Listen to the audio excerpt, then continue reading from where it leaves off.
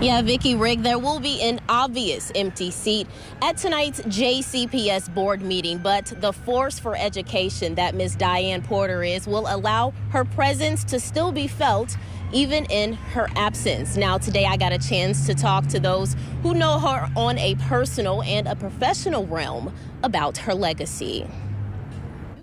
When asked to describe a woman who is indescribable, those who know Diane Porter say she's dedicated, committed, and involved. Feisty when it comes to education. A fierce champion for education and equity. Ms. Porter's incomparable career with Jefferson County Public Schools spans 50 years. She's held a host of positions from principal to teacher.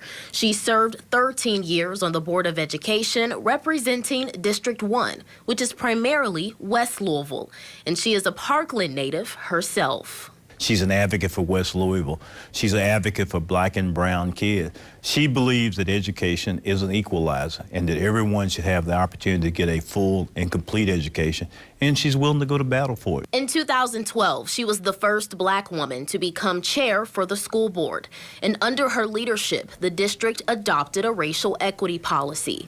And she was a supporter of the creation of 2 Afrocentric schools.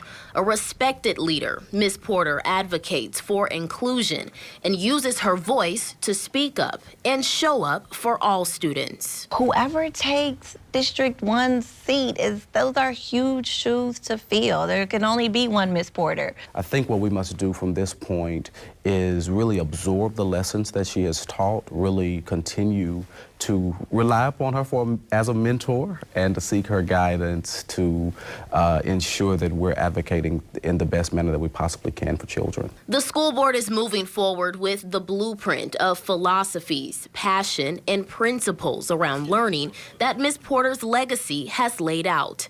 And those who know her personally simply say thank you for the many life lessons from their friend, Diane. I and this entire community owe you a great deal for what you have given us. Thank you. She is probably, I don't know, the most tremendous teacher that I have ever had. My daughter said, I think that she looks like the Queen of Louisville.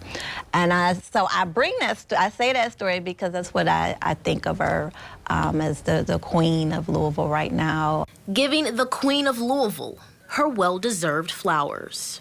People will forget what you said. People will forget what you did. But people will never forget how you made them feel. So tonight, you have made me feel special.